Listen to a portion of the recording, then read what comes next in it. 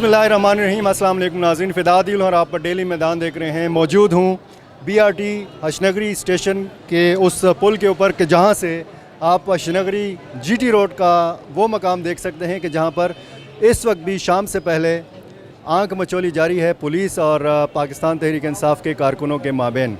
यहाँ पर आप देख सकते हैं दूर आंसू गैस का धुआं भी आपको नज़र आ सकता है। इस वक्त भी आंसू गैस की शेलिंग जारी है और यहाँ पर आप देख सकते हैं कि आंसू गैस का जो एक शेल है वो यहाँ पे आया है। कारकुन उसी शेल को वापस फेंक देते हैं पुलिस की तरफ और ये सिलसिला जारी है। हवाई फायरिंग भी हो रही है। शाम से पहले के ये मनाज़र हम आपको दिखा रहे हैं और अब तक की सूरत हाल के मुताबिक 4 पाकिस्तान तहरीक इंसाफ के 4 कारकुन जाँ बहक हो चुके हैं, 45 ज़ख्मी हैं और इनमें 7 अफराद जो ज़ख्मी हैं उनको KTH मुंतकिल किया गया है। बाकी जो ज़ख्मी हैं उनको LRH पहुंचाया गया है। SP रूरल और 3 थानों के SHO समेत 12 पुलिस एहलकार जो हैं वो भी इन झड़पों में ज़ख्मी हुए हैं।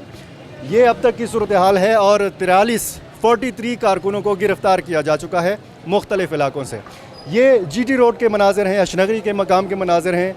इसी तरह के मनाज़र चारसदा रोड के ऊपर और दूर यहाँ से किला बाला हिसार और सूबाई असम्बली की इमारत है। यहाँ पर बहुत ज़्यादा कल से सूरत हाल जो है वो कशीदा है। आज रेडियो पाकिस्तान पेशावर की इमारत को नज़र आतिश किया गया। कल एटमी धमाकों की यादगार चागी पहाड़ के मॉडल को नज़र आतिश किया गया था और तहरीक इंसाफ के कारकुनों की एक बहुत बड़ी तादाद, जिसमें नौमर नौजवानों की बहुत ज़्यादा तादाद है, वो पेशावर की सड़कों पर इस वक्त आपको नज़र आ सकती है। जो क़यादत है पाकिस्तान तहरीक इंसाफ की या जो साबिक वज़रा हैं या जो साबिक मेंबरान असम्बली हैं, वो कल तो कुछ नज़र आए थे, आज वो कहीं पे नज़र नहीं आ रहा है। और ये जो हजूम आपको नज़र आ रहा है बग़ैर किसी क़यादत के है, बग़ैर किसी लीडरशिप के है, तो इसी वजह से ये सूरत हाल सामने आ रही है। जब हम किसी तहरीक इंसाफ के ज़िम्मेदार से बात करते हैं तो उनका ये कहना होता है कि इनमें ज़्यादातर लोग जो हैं तहरीक इंसाफ के बेस में शरपसंद जो हैं वो घुस आए हैं। तहरीक इंसाफ के अपने जो कारकुन हैं वो हमेशा पुरअमन मुज़ाहरा करते हैं, उनका ये कहना है। अब यहाँ पर नौमर नौजवानों की बहुत बड़ी तादाद हमें नज़र आ सकती है कि इस वक्त भी ये मेन जो एक अहम शाहराह है, अहम सड़क है, ये बंद है। बीआरटी का ट्रैक आप देख सकते हैं खाली है, हालांकि यहाँ पर हर वक्त बीआरटी की बसें चलती हुई नज़र आती हैं।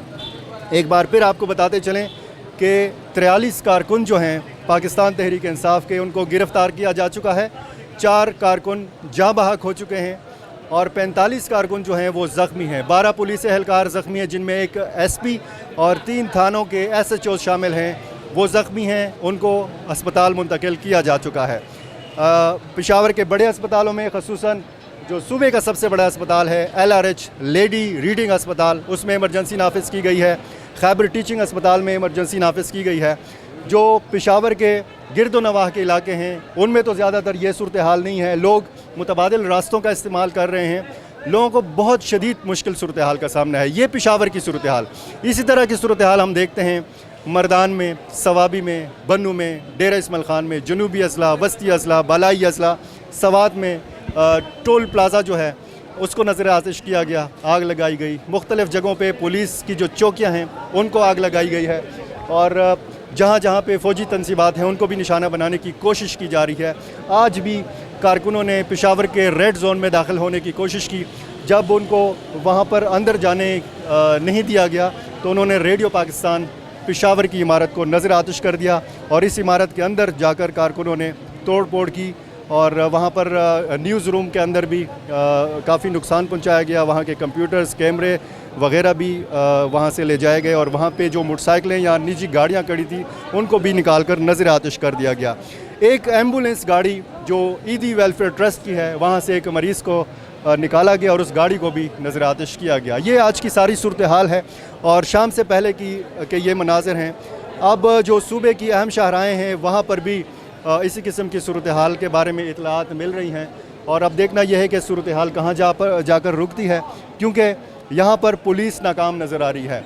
कारकुनों और पुलिस के माबैन आंख मचोली जो है ये सारा दिन ये सिलसिला चलता रहा और ख़दशा यही है कि रात गए तक ये सिलसिला इसी तरह चलता रहेगा। एहतजाज का दूसरा दिन है। इमरान खान की गिरफ़्तारी के ख़िलाफ़ यह एहतजाज किया जा रहा है। और इसमें एक बार फिर मैं आपको ये बताता चलूँ कि जो मकामी लीडरशिप है तहरीक इंसाफ की, वो यहाँ पर नज़र नहीं आ रही। होना ये चाहिए था कि कारकुनों को इस तरीके से निजी और सरकारी इमलाक को नुकसान पहुँचाने ना दिया जाता। इसमें आप नौउम्र नौजवानों की बहुत बड़ी तादाद देख सकते हैं जो बग़ैर किसी क़यादत के यहाँ पर डंडे उठाए और मुख्तलिफ़ किस्म की चीज़ें उठाए हमला आवर हैं और आगे बढ़ने की कोशिश कर रहे हैं, लेकिन वो आगे बढ़ नहीं पा रहे। यहाँ पर इस वक्त जो आपको मनाज़र नज़र आ रहे हैं, ये तकरीबन 150-200 के लगभग लोग हैं और काफ़ी दूर फिरदौस के मकाम पर, जो अशनगरी से थोड़ा जब आप सदर की तरफ जाते हैं तो ये मकाम आता है, वहाँ पर भी इतनी तादाद में कारकुनों की जो हजूम है वो नज़र आ सकता है। ये जो मेन शाहराह पेशावर में जब भी एहतजाज होता है, एक सड़क अगर बंद हो जाती है तो पूरा पेशावर जो है वो डिस्टर्ब हो जाता है। और काफ़ी अगर शहर के अंदर की सूरत हाल के हवाले से बात की जाए तो बहुत सारी मार्केटें ताजरों ने आज खुद बंद की और बहुत सारी जगहों पे ये भी इतलात आई कि तहरीक इंसाफ के कारकुनों ने ज़बरदस्ती दुकानें बंद करवाई। लोगों ने इसलिए भी अपनी दुकानें ज़्यादातर ख़ुद बंद की हैं ताकि उनको नुकसान ना पहुँचाया जा सके। तो ये सूरत हाल है। देखना अब यह है कि एहतजाज ये कब तक जारी रहता है। ताज़ा तरीन जो भी सूरत हाल होगी हम आपको बताते रहेंगे। एक बार फिर आपको अपडेट करते चलें कि 4 तहरीक इंसाफ के कारकुन जाँ बहक हो चुके हैं, 43 को गिरफ़्तार किया जा चुका है, 45 कारकुन जो हैं वो ज़ख्मी हैं और 12 पुलिस एहलकार जो हैं वो भी ज़ख्मी हैं और अस्पताल में वो मुंतकिल किए जा चुके हैं। बहुत शुक्रिया।